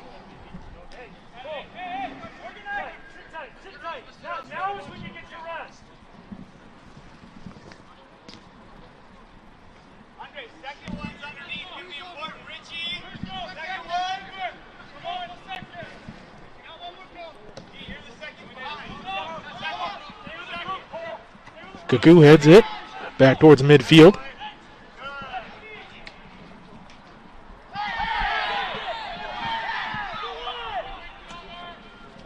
McKinley will send it right back to midfield. Gonzaga can see continuing to apply that pressure. Kaku gets through and somehow finds Ortiz, threads the needle. Ortiz full steam ahead. He's brought down right outside the box in a very, very dangerous spot as we get yet a third yellow card assessed to the Bulldogs. And if there's any doubt who this free kick is going to, Ortiz, really nice run down the side. Could not see based on the tent who played him that ball, but really well executed. Great run cutting in. I like that spot for him, getting onto a stronger left foot. I believe it was Kaku who originally got that pass through it, just able outside the spikes of a sliding Gonzaga defender. The last time he a little bit farther out, from wider to the right, but try to pick out that near post. Maybe he can get that goalkeeper leaning and let's see what he tries to do here. I mean, we got a great angle at it. Drop it right over the wall possibly. Ortiz looking for a hat trick, be the hat trick hero here, and secure a late win here for the Redhawks.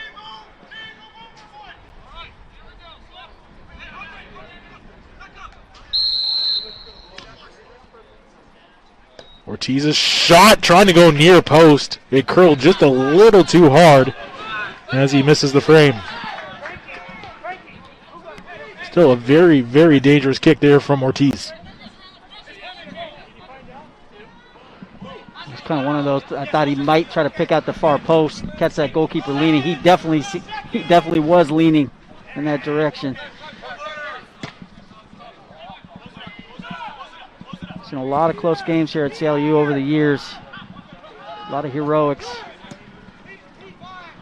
Plenty of time to pull it off too. Like I say, all credit to Gonzaga. I mean, they have played extremely hard. Kaiga, all his running up top, making it difficult on the defenders all night. Good organization in the back.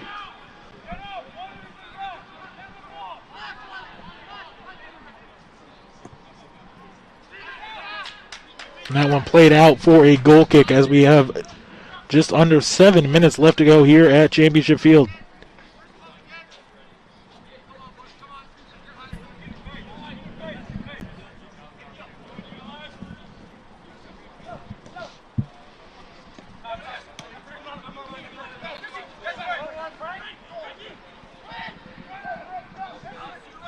Gonzaga not going away. Now it's a Gagaya. Kagaya, right to Achille. Textbook defending by SU. Got good on-ball pressure and coverage, forcing him down to the byline, so he had no angle. Sure hands by Achille.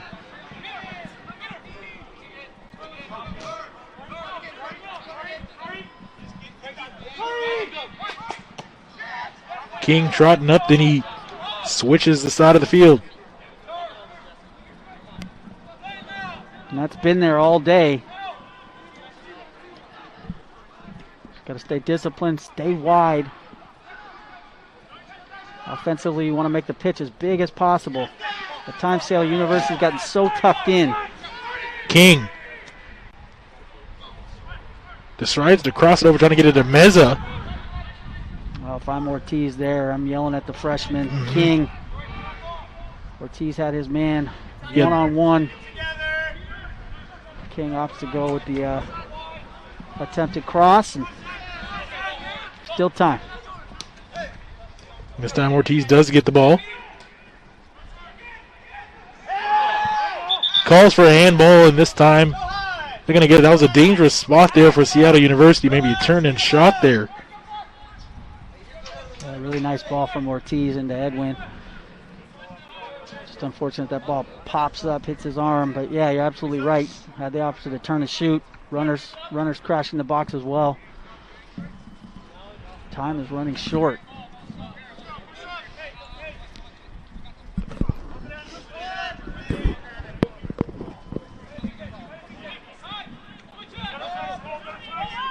Seattle has dominated time of possession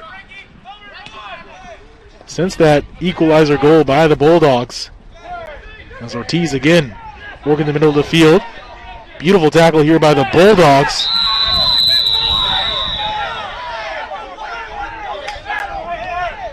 And there's some discussion going around the official as both teams aren't too happy with that call. I gotta say, Uteritz is one of the hardest tacklers around. He definitely went in. Both of them did, though, right? They both kind of went in pretty late, committed to ground pretty late, which can be dangerous. And Gonzaga took the brunt. I know Uteritz, he's probably hurting too, but try to pretend like he's not hurt.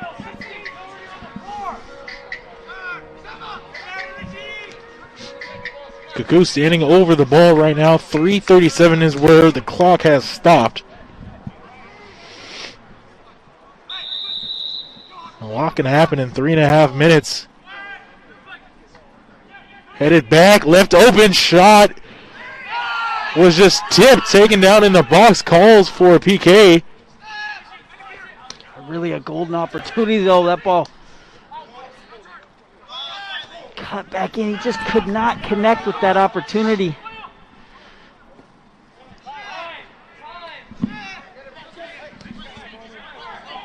Again, Ortiz near touchline. Cuts inside the box. Heavy touch. Again, Bulldogs able to leave it for a second. Haven't been able to clear yet, though. A good hold-up play there. And again, trying to thread the needle there is King. Bulldogs trying to spring forward in the counter now. Yeah, Noe Meza making a great run, cutting across the box. Well read by Gonzaga in the end. But to me, that's where you're looking for your fifth-year senior. Get yourself in dangerous positions, and maybe the opportunity is going to come up. You think there's going to be one good opportunity left for either Gonzaga or Seattle U.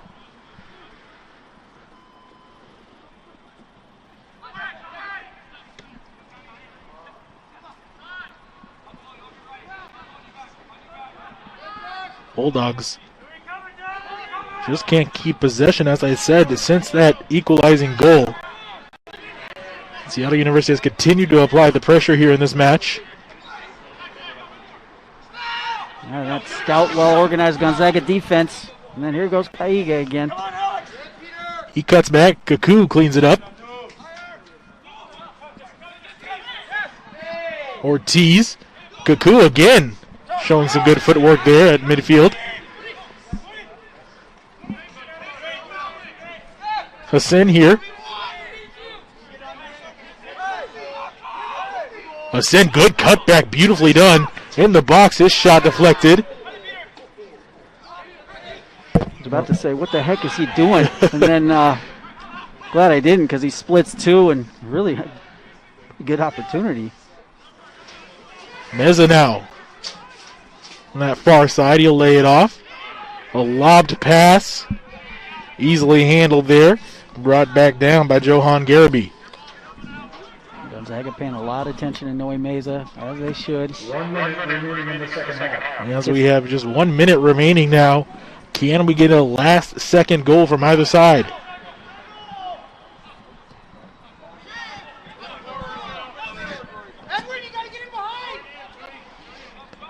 Again, if the result stands, Seattle University would still have a 17 game and extend that lead in that column, a win streak in the nation.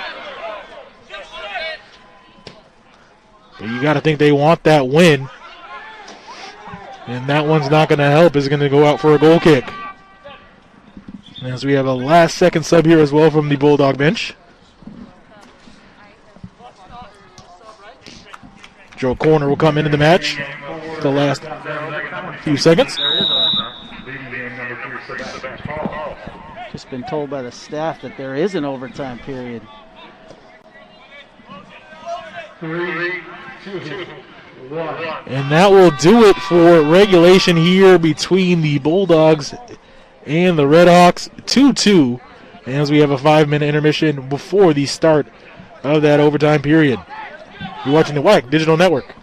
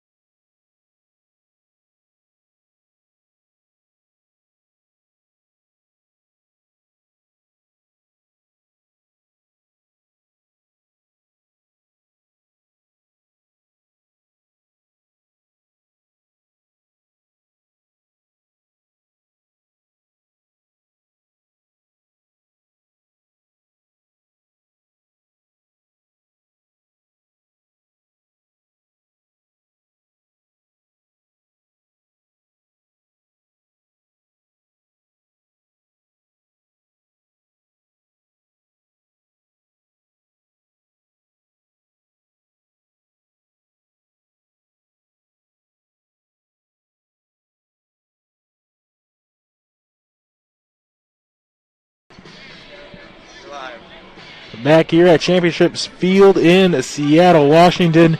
2-2 our current score between the Bulldogs of Gonzaga and the Seattle University Redhawks. Overtime rules. There'll be 2 10-minute halves. It is a golden goal rule, so first one to score gets the win here in Seattle. Again, Brandon Brown and Arnie Kleberud on the call for you as we get set to kick off the beginning of overtime number 1. Temperatures dropped about 20 degrees. Yeah, about.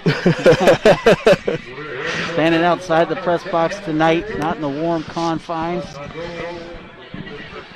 Gonzaga all fired up. Tons of hooting and hollering over there on their sideline. Seattle U definitely more subdued. Definitely feel like they let one slip away here late. Something to watch here. Gonzaga, they're very well organized, opportunistic, taking advantage of counterattacking opportunities. Seattle University playing their typical style, kind of dominating possession. We're used to seeing an advantage on shots. A little more even than I anticipated here tonight. Currently 20-13 in favor of the hometown Redhawks. Kaiga's been a load for Seattle U. Barry back on the field for Seattle University. As he'll be up top and be that target man.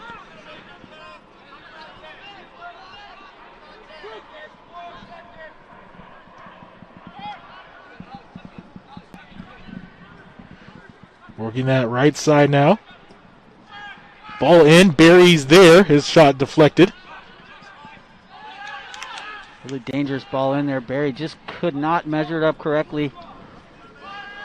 He's getting himself into the right spots. There's no question about it. Just has not had the finishing touch tonight. Let's see if he can change his luck. But for me, it's been Ortiz's night, obviously. With the 2 goals, super creative. Looks like his fitness is so much better this year, running off the ball. See if he can cap it off with a hat trick. Be a great way to start the new season, that's for sure. But I look for a Noe Meza, hasn't had any golden opportunities tonight, but look for him to remain patient out on that left hand. Continues to pinch very thin.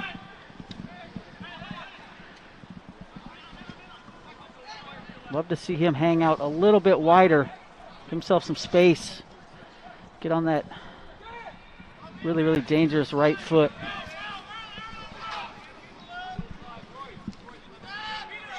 Australian.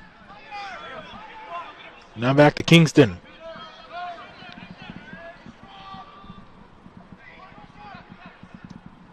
Ball end is Barry and just can't get his head on it, or else we would have been going home. Yeah, hard to say. I mean, it looked like Barry was right there. Great ball in by King. Barry, right spot. It was hard to say. Almost looked like it got deflected. But obviously it went out for a goal kick, so it must not have been. Kagawa now. Kaku shadowing him. His cross attempt comes to nothing.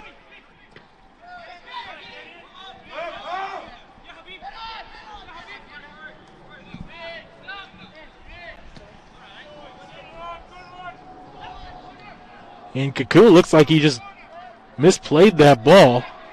It was last touched by him, so it'll be a corner here for the Bulldogs. Yeah, that's the most dangerous opportunities that have come from kind of misplayed balls by that back line. Golden goal, let's not forget. So everyone's got to be fully focused, marked up, good communication. Make the play.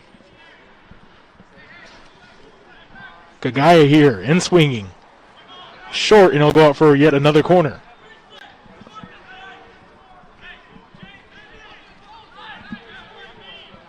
These 10-minute periods just feel like they go by at a blink of an eye. But I love the format, you know, I love the drama, sudden victory. Gonzaga trying to ride their good vibes. This one much further to the back side of the box. Kaku sends it in the air.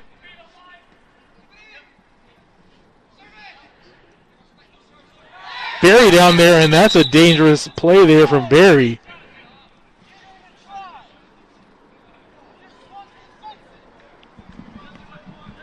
Yeah, I mean, no doubt that was a foul. I don't know that there was anything malicious in that.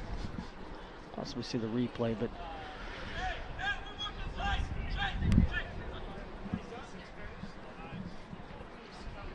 once again, another dangerous opportunity. Almost presents like a corner kick. Mm-hmm. Just at a bit of a different angle here.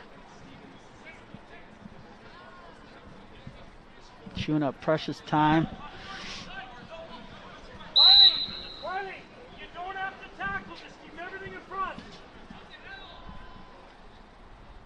Playing that in-swinger a little bit extra. That one's sent out, and this will be a goal kick. So Seattle University can finally alleviate that pressure, and we have another substitution. Coming in for Gonzaga will be number 21, Andre Labate. Coming out will be Cole Revegno. Excuse me, scratch that. That was Johnny Hansen who came out for Gonzaga.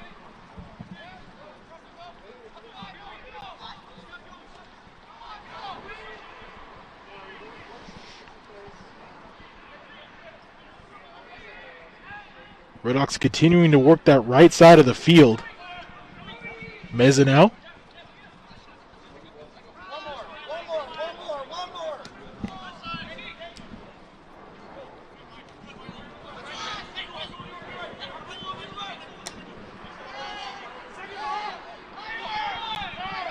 Kaku plays this one down.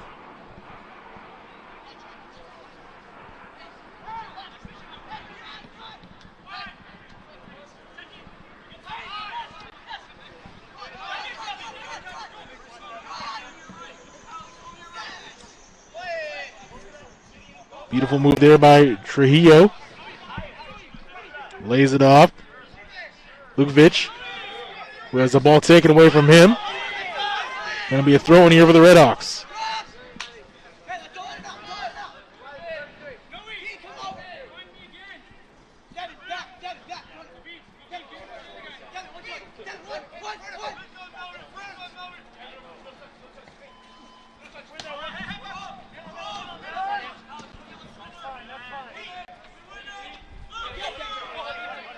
Ball being worked around the midfield here. Barry. Barry extremely deep, all the way back into the midfield area. Need to get him high.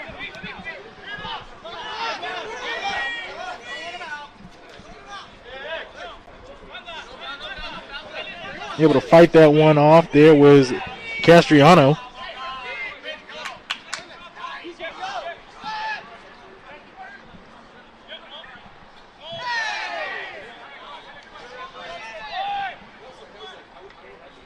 Kaku. Kagaya nearly came down with it. Just chaos out here. And finally a whistle is blown as two Bulldogs are currently down on the pitch.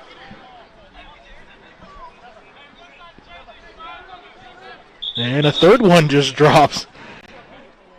Bulldogs all over the place here at Championship Field. With that lack of having games, yeah. Guys got three, 4 guys stretching, getting rid of those cramps. I felt like Seattle U, man, super late challenge. I'm not sure who it was, if it was Kingston or other, but came in super late. Referee just letting everything go at this point. One substitution being made will be Theo O'Malley, who comes back, one of the original 11 for the Bulldogs. Oh, he did call that foul. I don't like the looks of this whatsoever. Super dangerous area. Opportunity to drop a in-swinger or an out-swinger. Defensive line will be drawn at the 18-yard box, and got to have some nerve here. Hold your line. Achille Kasim's got to be strong. Looks like an in-swinger coming in for Achille to come strong off of his line. Trujillo will do the honors, and it goes right to Achille. Try to take a page out of Ortiz's book and drop it into the near post. Pretty ugly overtime period, you'd have to say. Yep. Just kind of like all effort. Definitely not as fluid as regulation, as Ortiz comes down with it, looking to make something happen.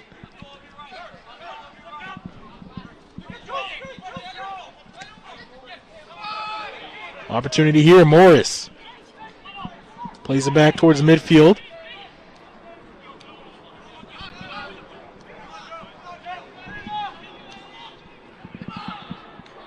And that one from Ortiz right into the waiting arms there of Garibay. Good idea. Good idea by Ortiz. Just not able to get that whip. Saw Nori Meza making a run to the near post.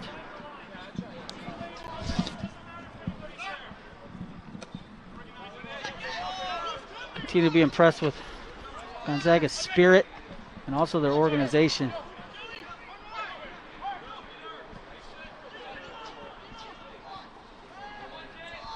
Gonzaga working that far side now. Their cross is blocked. Achille couldn't quite keep it in, so we have a corner here with just under a minute, 50 seconds left to go here in overtime, half number one.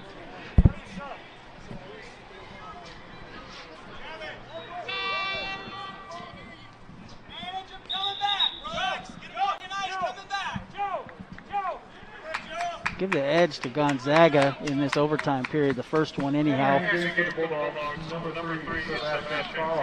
Carl Holm will come back in here for what will be probably the last sequence here in overtime number one. And we have 20 seconds left to go. It's a short one. Jeez. Cleared off, and Bulldogs calling that it crossed the line, but the official says no play on. As we have 6 seconds, and we're going to be heading to overtime half number two here at Championship Field. Still 2-2 between the Bulldogs and the Redhawks. You're watching the WAC Digital Network.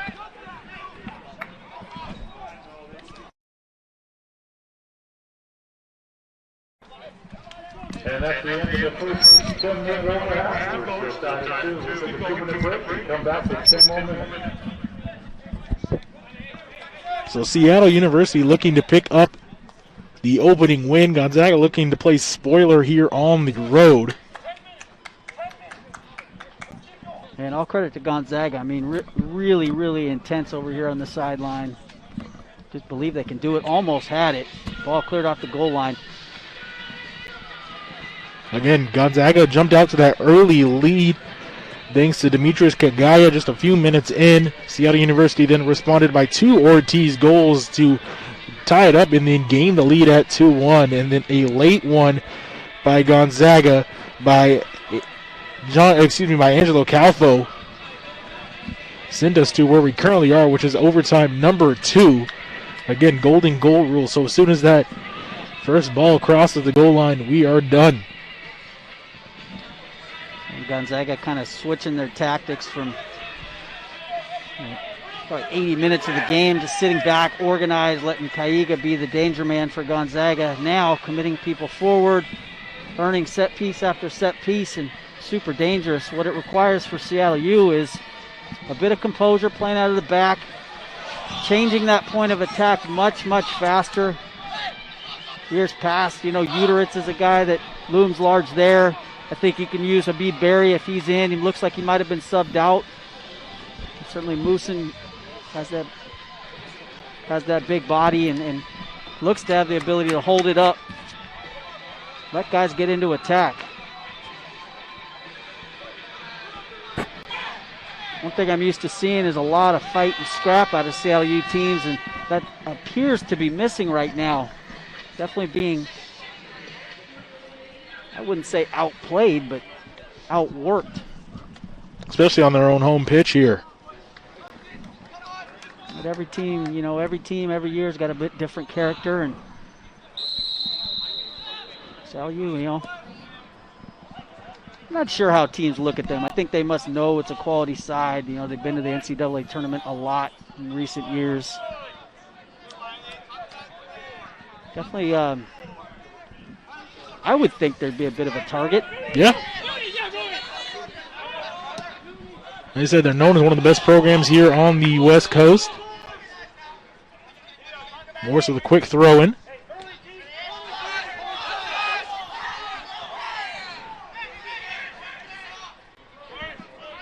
Just Morris and Noe Meza continue to be quiet, and that, you know, if I'm Gonzaga, that would make me a little bit nervous.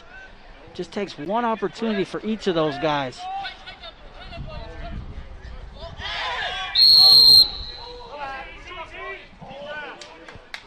Foul called here against number 12, Munir Hassan. Hassan's got that big body. Talented freshman coming out of Decatur, is that right?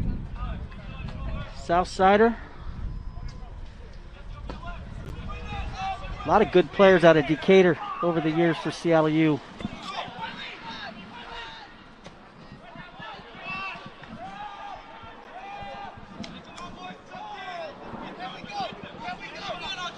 Gilly throws it forward. Morris, who's cutting in. Gives it to Hassan. A little bit cheeky back heel there.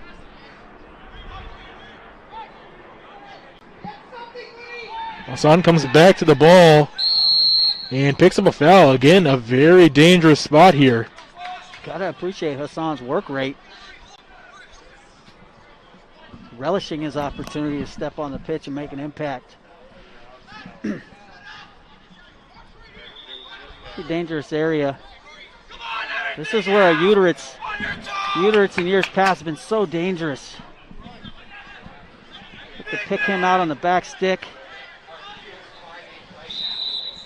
Cuckoo looks to have everything you would need in this type of ball as well. Rise up. Ortiz stands over it. Goes up, hits the crossbar, and again, Seattle University denied by the framework. Right on cue. That was Uteritz getting through the box like I've seen him do so often. Golly. Looked like it hit the bottom side of the bar, too. Ortiz outside, cuts in. Inside the box, his shot hits the framework again. And Seattle University cannot buy a goal. Something about that goal on the right side just will not let the ball go in. This cannot be happening. Ortiz he has just been the maestro tonight. He whips a great ball into Uteritz, who rings the post. I mean, that's a quality header getting through the box. Power, pace, hits the bottom side. Ortiz gets the ball back. I mean, we had the great angle on it. It's like, that's in. Hits the inside of the post. How's that even possible? Inside of the post and bounce straight back. Sometimes it's just not your night. Seattle University hoping that isn't the case for the rest of this 6.5 minutes. Ooh. And tough challenge there.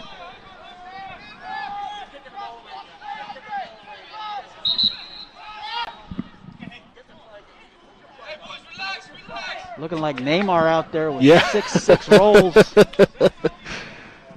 Bringing me back to the World Cup there. God. Tale of 2 overtime halves here. Seattle U on the front foot. They've had about 3 or 4 chances here in the second overtime to put this game away.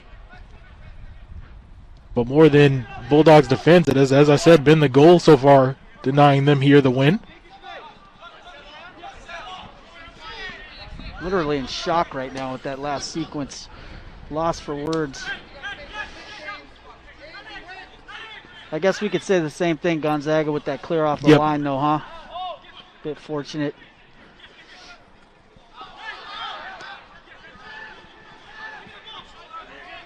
Redhawks continuing to apply the pressure, trying to break through here. You like that call out on Uteritz, though? It's like Tony Romo forecasting the play. Oh, he's so good on that back post.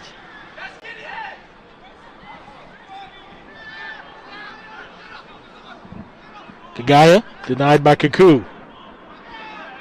And that's very, very well played.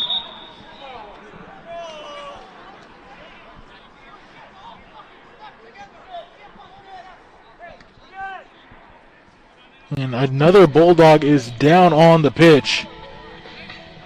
It's been a reoccurring. Whoop, and then there goes another one, too. And you got to think, as you said, the first game, you got to get fatigue and things. You're going to see cramping happen, especially in the first match of the season. Man, don't blame them. Their work rate has been extremely high. Looks like both players who are down just needed a good stretch. Get the hammy loose.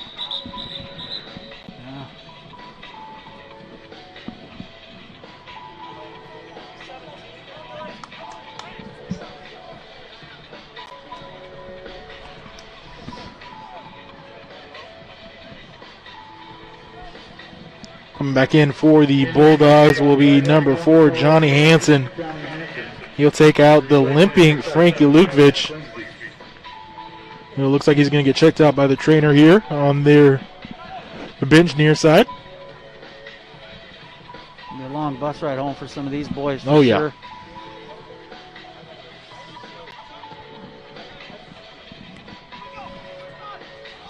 Seattle University and Spokane, or Gonzaga, I should say, and they're two separate cities, about the opposite sides of the state of Washington. Spokane on the east, right near Idaho. Seattle University right on the waters of the Pacific Ocean here.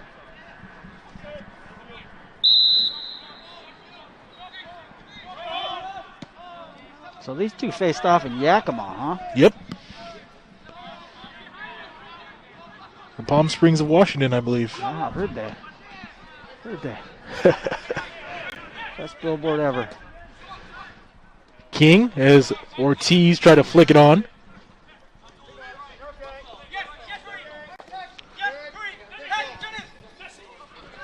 Morris tried to turn but poked out of bounds.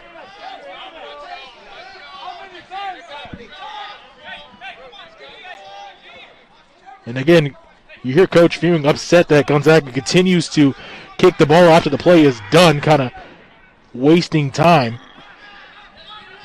Ortiz trying to pick out Castrione.